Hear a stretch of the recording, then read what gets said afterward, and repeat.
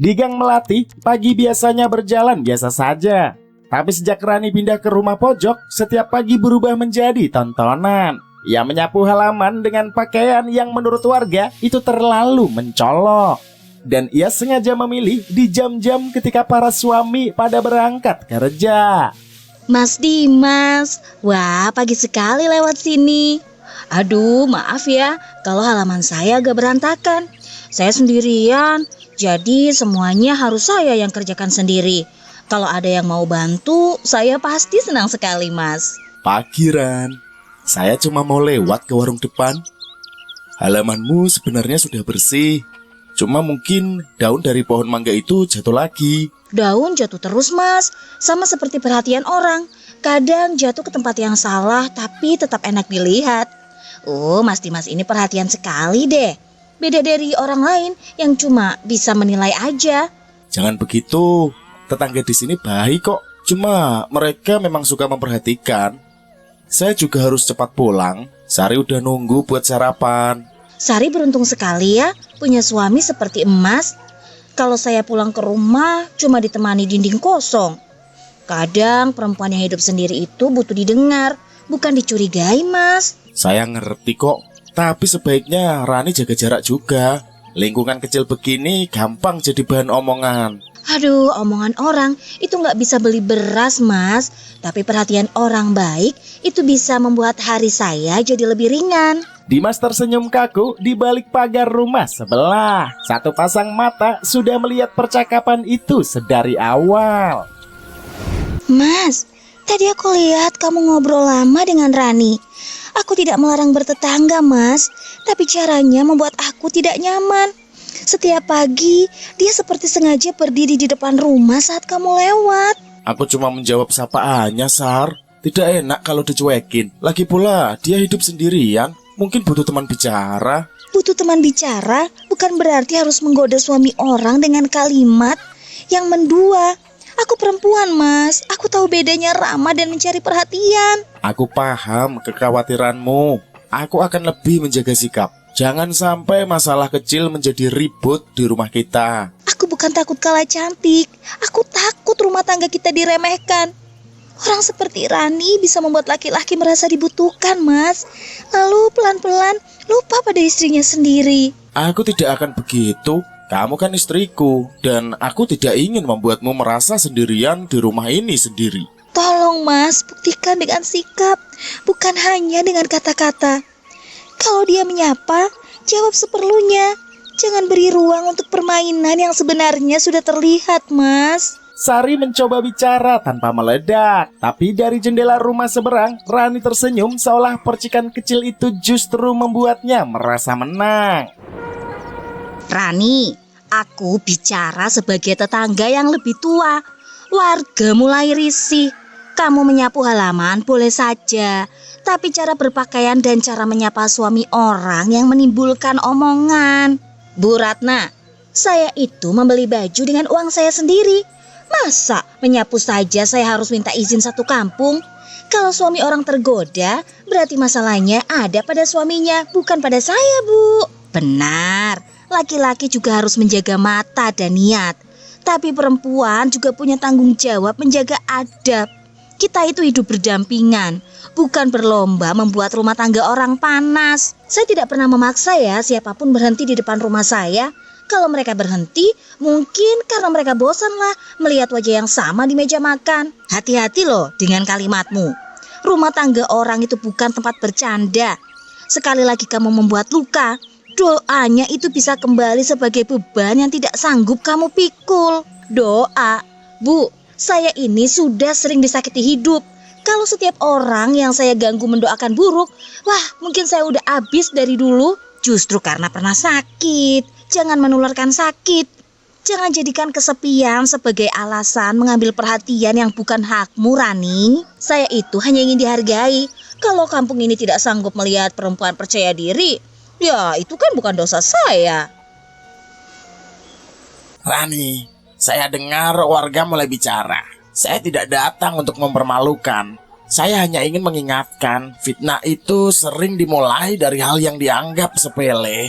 Pak Hasan, Kalau Bapak mau menasehati, nasehati juga dong para laki-laki yang matanya kemana-mana. Jangan selalu perempuan yang disalahkan. Saya setuju. Semua harus menjaga diri. Tapi kamu juga tahu, kamu sengaja memilih kata yang memancing, sengaja berdiri ketika Dimas lewat, dan sengaja membuat Sari jadi gelisah. Sari tuh yang terlalu sensitif. Dimas kan cuma tetangga. Saya juga nggak pernah tertarik atau menarik tangannya, Pak.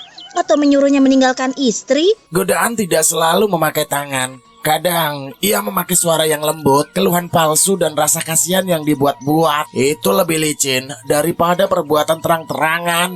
Wah, Bapak ini ya bicara seolah-olah saya itu penjahat. Saya kan hanya janda yang ingin terlihat hidup, bukan bayangan yang dikasihani, Pak. Menjadi janda bukan celah, tapi merusak ketenangan rumah orang lain adalah jalan yang gelap. Jangan tunggu hidupmu dipersempit, baru kamu percaya bahwa batas itu ada. Saya hormati, Pak. Tapi hidup saya tidak bisa diatur papan pengajian dan juga bisik-bisik warga. Tahu nggak, Pak? Mas, hari ini Rani titip kue kamu lagi. Aku lihat bungkusnya di motor.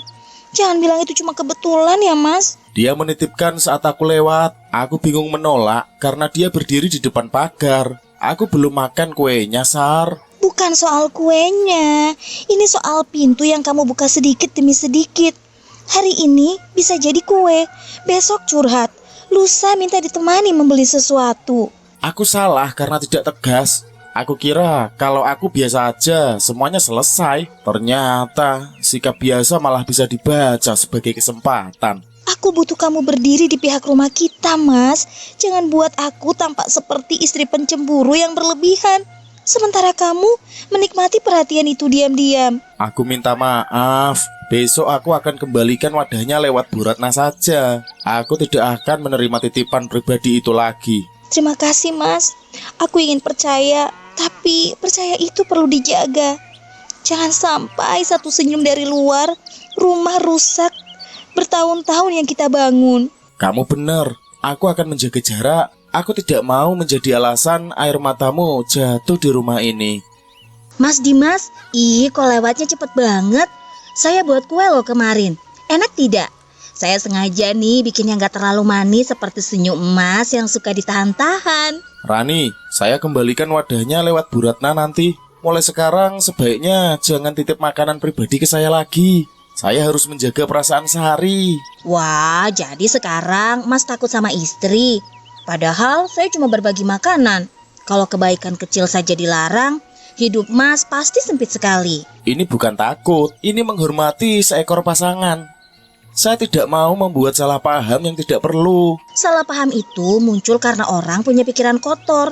Saya hanya menyapu, tersenyum, terus menyapa. Kalau Sari panas, berarti dia yang gak percaya dong sama suaminya. Jangan bawa-bawa Sari, dia berhak merasa tidak nyaman. Saya juga harus lebih bijak. Mas Dimas, laki-laki baik biasanya terlalu sibuk menjaga perasaan semua orang sampai lupa dirinya sendiri.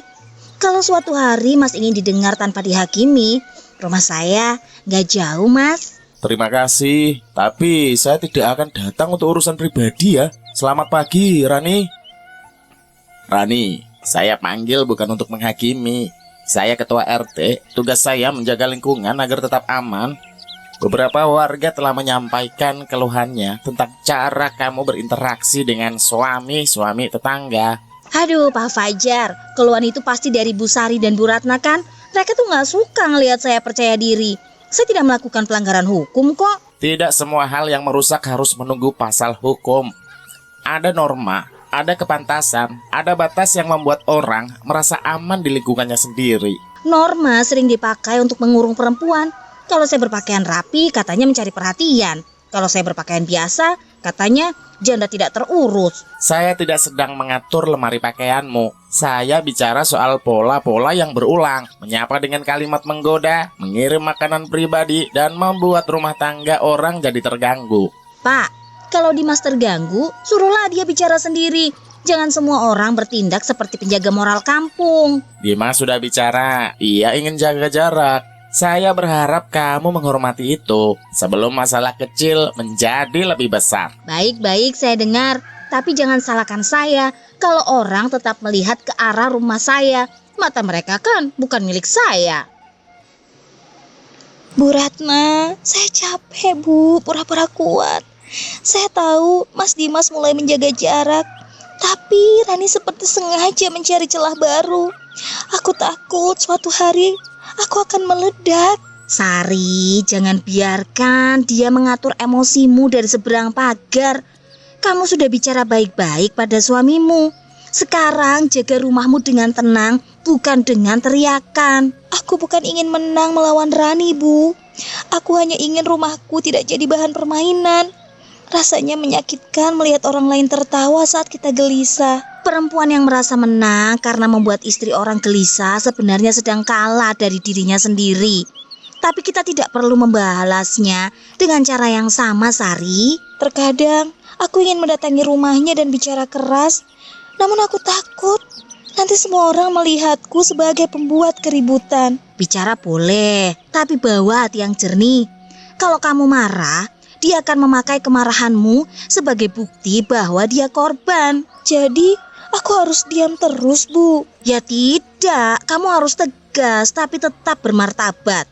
Besok kalau perlu, kita bicara bersama dengan Fajar, supaya semuanya jelas. Malam itu, Rani tidak tidur cepat. Ia melihat pantulan wajahnya di cermin dan merasa semua nasihat warga hanyalah iri hati belaka. Baginya, perhatian Dimas adalah bukti bahwa ia masih bisa membuat orang menoleh. Cih, mereka pikir saya akan takut hanya karena dipanggil RT. Saya kan tidak mencuri, tidak memaksa, tidak memukul siapapun. Saya hanya lebih menarik daripada perempuan yang sibuk mengeluh. Sari boleh menang sebagai istri di atas kertas, tapi apakah ia masih bisa membuat suaminya merasa hidup? Laki-laki pulang ke rumah tapi pikirannya bisa berhenti ke tempat lain. Besok aku tidak perlu menggoda terang-terangan. Cukup bersikap lemah, bicara tentang kesepian, lalu biarkan rasa kasihannya yang bekerja. Orang baik itu paling mudah masuk perangkap karena takut terlihat jahat. Dimas bilang menjaga jarak, tapi matanya masih gugup. Gugup itu kan tanda masih ada pintu kecil. Aku hanya perlu mengetuk pelan pintunya. Di meja kaca, ponsel Rani menampilkan foto Dimas yang ia ambil diam-diam dari grup warga. Belum ada azab, belum ada hukuman, dan hanya hati yang semakin keras dan rencana yang semakin kotor. Mas Dimas, kebetulan sekali ketemu di sini, Mas. Saya mau minta tolong sebentar. Lampu teras saya mati, Mas, sejak semalam. Kalau Mas gak sibuk, mungkin nanti sore bisa lihat kan? Maaf Rani, saya tidak bisa datang ke rumahmu.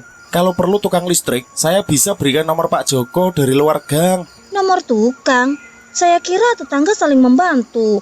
Atau sekarang membantu janda dianggap dosa besar ya, Mas? Membantu boleh, tapi harus ada batasan. Lebih baik minta bantuan Fajar atau Bu Ratna saja untuk hadir, supaya tidak terjadi salah paham. Mas ini membuat saya merasa seperti ancaman. Padahal saya kan cuma perempuan yang lampunya mati, Mas. Sari benar-benar berhasil ya membuat Mas takut bergerak. Jangan sebut nama Sari dengan nada begitu. Saya menghormati istri saya. Bukannya takut, saya juga menghormati kamu sebagai tetangga. Jadi saya bicara jelas. Ya jelas sekali. Rupanya kebaikan Emas punya syarat. Harus dilihat orang, harus disetujui istri, harus aman. Aduh, ada-ada aja deh gosip.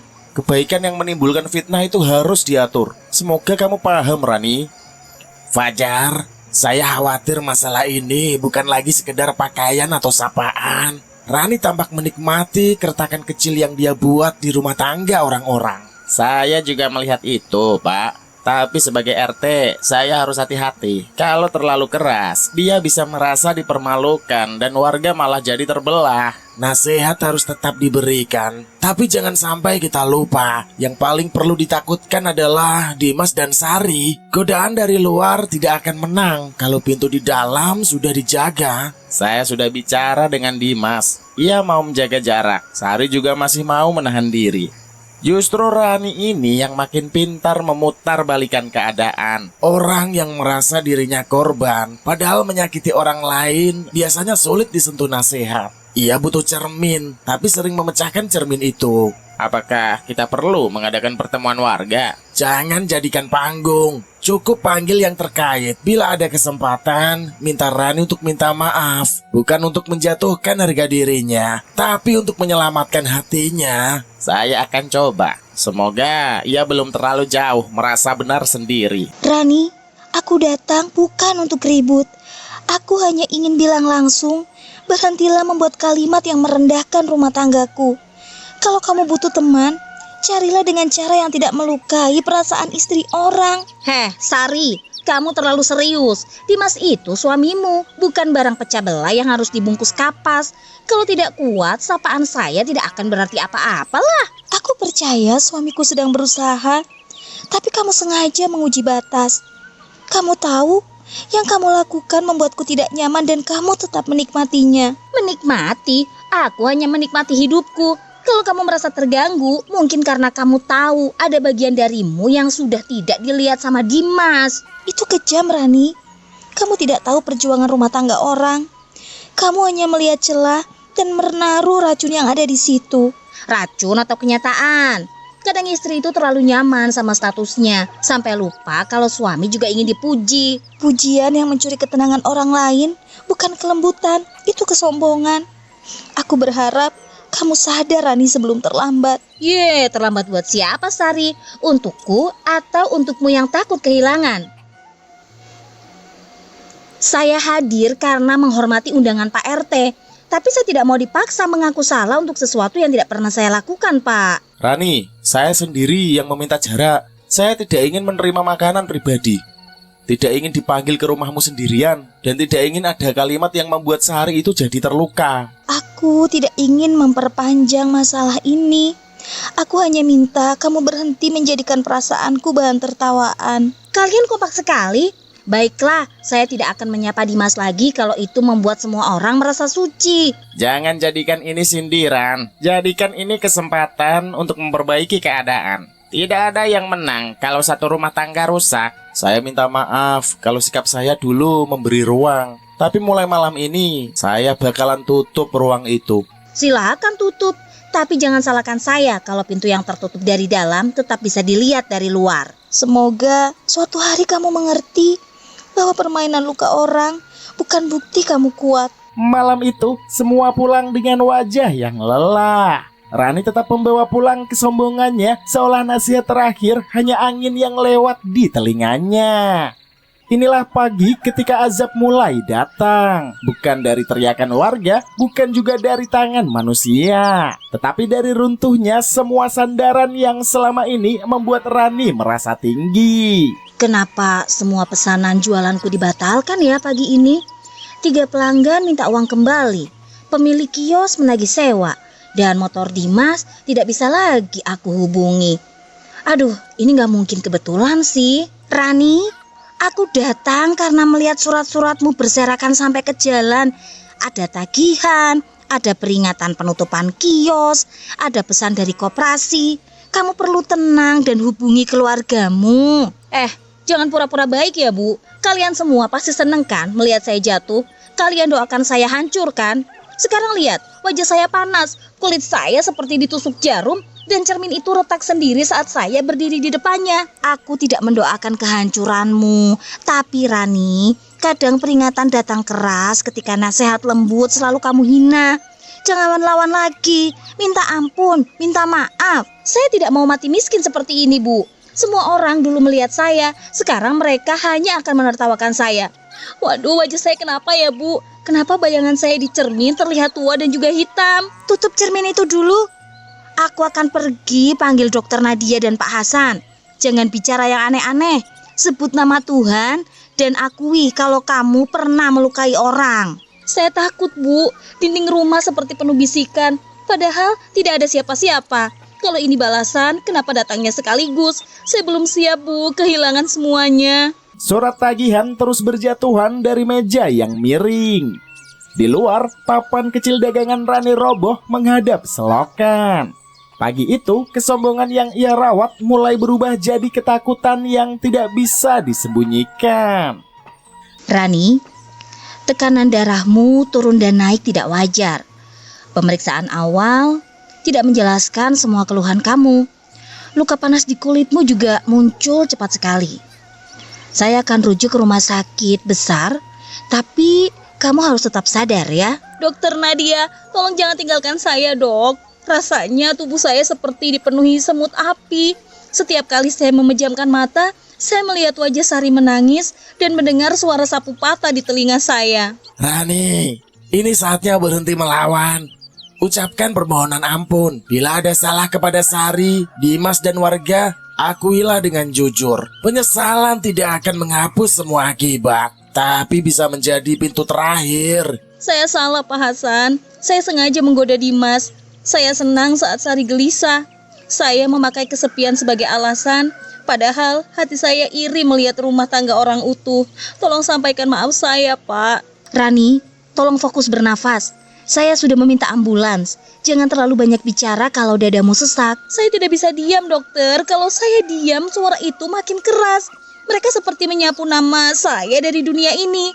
Saya takut. Semua orang mengingat saya sebagai perempuan yang merusak rumah tangga. Manusia mengingat pelajaran. Tuhan menilai taubat. Ucapkan yang baik. Jangan lagi sebut kesombonganmu. Sebut ampunan dan serahkan dirimu. Sari, maafkan aku. Dimas, maafkan aku. Bu Ratna, Fajar dan semua warga tolong maafkan aku. Andai aku menerima nasihat lebih awal, aku tidak akan berakhir begini. Pak Hasan, gelap sekali Pak, lampunya seperti menjauh. Pak Hasan, ini denyutnya melemah. Rani, Ran, tetap dengar suara saya, Ran. Ambulan hampir sampai, jangan menyerah, Rani. Saya melihat halaman rumah saya penuh daun kering. Saya ingin menyapu tapi sapunya patah. Saya tidak kuat, Pak. Saya menyesal. Malam itu, Rani mengembuskan nafas terakhirnya sebelum ambulans tiba. Tidak ada warga yang bersorak, tidak ada yang merasa menang. Rumah pojok Gang Melati jadi kosong. Kisah Rani ini diceritakan sebagai peringatan, jangan dijadikan kecantikan sebagai bentuk kesepian, apalagi untuk memperalat dan merusak rumah tangga orang lain. Sebab ketika batas dilanggar berkali-kali, kehancuran bisa datang pada waktu yang paling tidak siap untuk diterima. Dan film pun usai.